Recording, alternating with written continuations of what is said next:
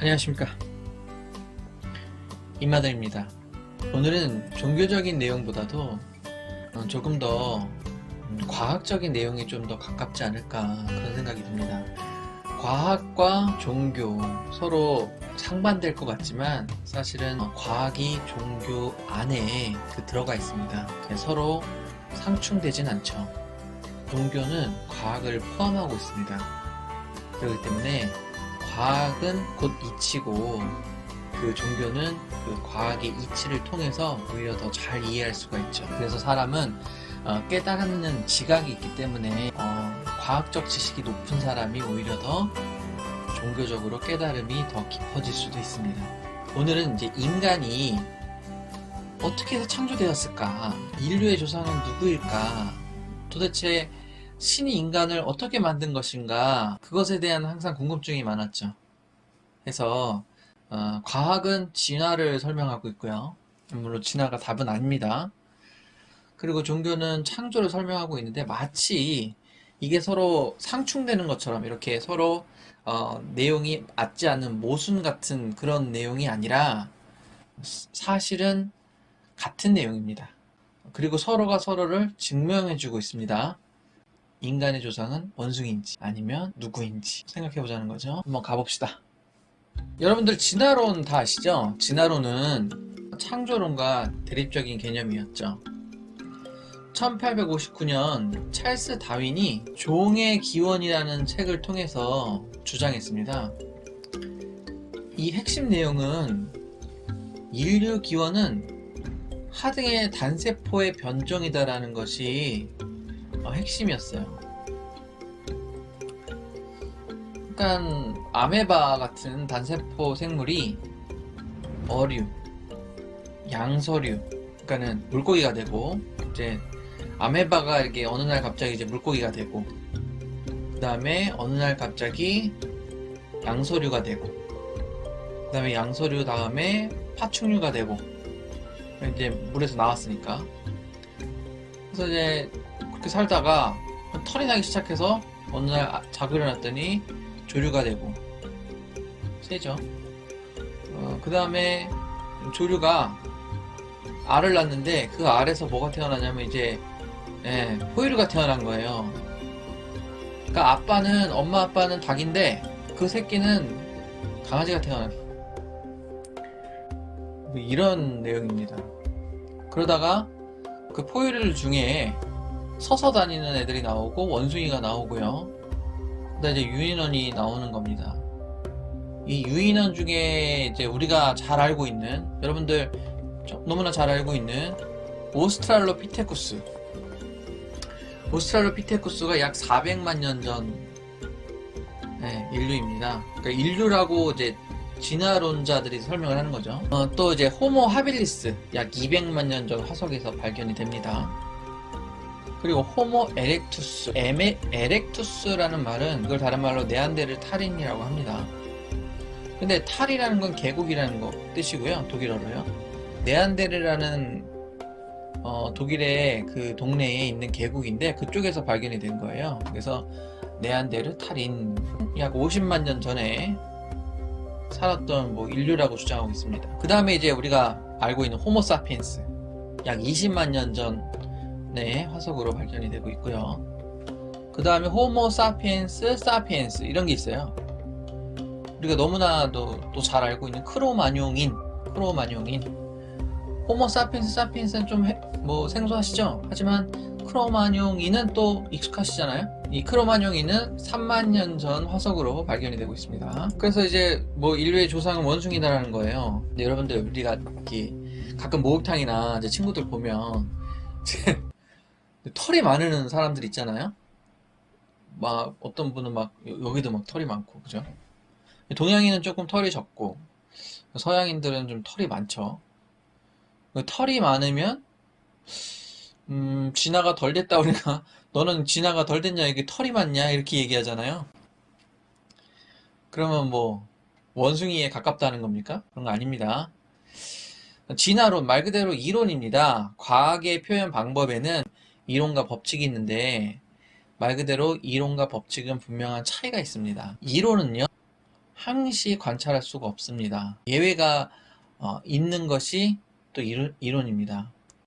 법칙은 이론과 전혀 다르게 만류인력의 법칙, 그 다음에 연력학 제2법칙 이런 것처럼 항상 관찰되고 확인이 돼야 됩니다. 그리고 누구나 내가 확인하고 싶을 때 확인이 돼야 된다는 얘기죠. 그리고 또 예외가 있으면 안 됩니다. 예를 들면 멘델의 유전법칙 중에 ABO식 혈액형에 대한 부분이 있어요. 유전법칙을 설명하고 있거든요. 그래서 법칙이라고 하는 겁니다. 법칙. 이것은 예외가 없다라는 거죠. A형과 O형이 결혼했어요. 그러면 B형이 나올 수 있나요? 없죠. O형과 O형이 결혼했어요. A형이 나올 수 있나요? 절대 나올 수 없습니다. 왜 절대라고 할 수 있을까요? 법칙이기 때문이죠. 예외가 있을 수 없습니다. 진화론은 예전에는 관찰이 됐지만 지금은 관찰되지 않습니다. 예전에 관찰됐다라고 하는 부분도 수십만 년 혹은 수만 년, 수천 년을 뜨문 이렇게 그 화석층에서 아주 작은 일부분이 관찰되는 겁니다. 그러니까 그것을 증거라고 하기에는 약한 거죠. 양서류가 파충류가 돼가는 과정이 있어야 됩니다. 그러니까 중간 단계의 화석이 많아야 돼요. 개구리가 거북이가 돼야 돼. 근데 개구리가 거북이가 되려면 일단 피부가 바뀌어야 되고요. 그 매끈매끈한 개구리 피부가 이렇게 비닐로 바뀌어야 되잖아요. 그리고 그 비닐로 바뀌면서 예, 모든 그런 조금씩 뭐 머리부터 바뀐다든지 아니면 뭐 다리만 일부 바뀐다든지 뭔가 이렇게 조금씩 바뀌어지는 어떤 그런 중간 단계의 생물들이 정말 많아져야 되는 거죠. 양서류는 변태를 합니다. 그러니까 올챙이 시절이 있다는 거예요. 그런데 파충류는 그렇지 않거든요. 파충류는 아기 때 태어나는 모습 그대로 부피만 커집니다. 크기만 커져요. 무거워지고 튼튼해지고 생긴 똑같습니다. 또 한 가지 생각해 볼 것은 어류에서 양서류로 진화했다 하잖아요. 그것의 뭐 증거가 실러캔스다 이렇게 얘기하고 뭐 페어다 이렇게 얘기하는데 어류는 비닐이 있잖아요. 이 비닐이 없다가 양서류에서는 없어졌다가 파충류에서 다시 생기거든요. 물론 형태는 살짝 다르지만 그러면은 양서류도 사실은 어류에서 진화된 거기 때문에 비닐이 있어야 됩니다. 비닐이 없을 이유가 없어요. 어류는 있는데 왜 양서류는 없습니까? 파충류는 있거든요. 파충류 비닐이 그런 거 생각해보면 전혀 다른 계통이거든요. 양서류에서 파충류로 진화했다. 근데 왜 양서류는 비닐이 없느냐? 비닐이 있는 양서류는 한 마리도 없습니다. 또 어류, 양서류는요 변태를 합니다. 변태에 관여하는 유전자를 갖고 있어요. DNA를 갖고 있죠. 그 DNA가 있어야 변태를 할 수 있는 겁니다. 근데 진화를 됐다면 이 변태 유전자를 진화의 유전자라고 보기도 해요. 변태 유전자가 진화에 관여한다면 파충류에서도 발견돼야 되고요. 포유류에서도 발견이 돼야 됩니다. 하지만 오히려 이것은 곤충에게 더 많이 발견이 됩니다. 곤충은 완전 변태, 불완전 변태 하잖아요. 절지동물도 하고요. 이런 거예요. 전혀 상관이 없는 거죠. 양서류에서 파충류가 되었다는 건 설득력을 있습니다. 또 원숭이가 있습니다. 지금 원숭이 있죠? 원숭이 멸종되지 않았습니다. 그런데 지금 원숭이도 있고 사람도 있죠? 그러면 지금 원숭이도 있고 사람도 있는데 지금도 원숭이가 사람이 되는 과정이 있어야 돼요. 원숭이가 멸종되지 않았고 양서류도 멸종되지 않았습니다. 파충류도 멸종되지 않았습니다. 그러면 양서류가 파충류가 돼가는 그 과정 중에 있는 생물 있습니까? 어떤 분은 그래요. 조류가 포유류가 돼가는 과정 중에 있는 생물이 있다. 오리너구리. 오리너구리가 그렇다는 거예요. 아닙니다. 그거 하나만 있어요. 그거 하나. 그것도 이제 양쪽의 특징을 다 갖고 있다는 건데 그냥 주댕이만 오리 주댕이에요, 그냥. DNA를 보면 압니다. 조류 DNA가 없어요. 그냥 포유류입니다. 알을 낳기도 하고요. 근데 그런 특이한 생물들이 한두 종류는 있을 수 있어도 그 한두 종류가 아니라 어마어마한 분화가 되고 그렇진 않는다라는 거예요.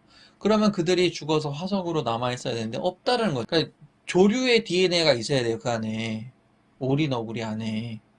조류 DNA 없습니다. 앞서서 얘기했던 오스트랄로피테쿠스, 호모 에렉투스, 호모 사피엔스, 사피엔스 이런 고대에 발견된 화석들은 현생 인류하고 다릅니다.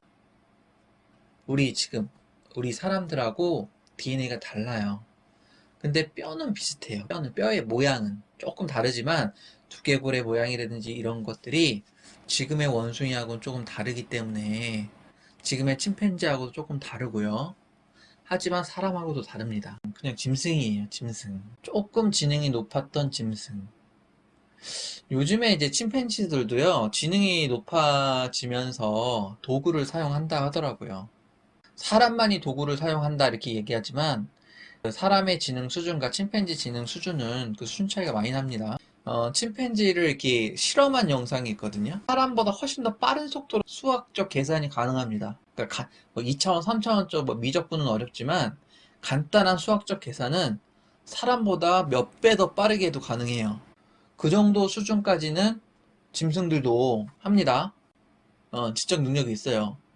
그렇기 때문에 도구도 사용할 수 있고요. 어느 정도. 그럴 수 있는 존재들이었어요. 그렇기 때문에 이들은 사람이라고 볼 수는 없습니다. 지금도 그런 존재들이 침팬지도 가능하기 때문에 사회를 이루고 이제 무리를 이루고 살았던 사실은 짐승들입니다. 만약에 침팬지가 멸종이 됐어요.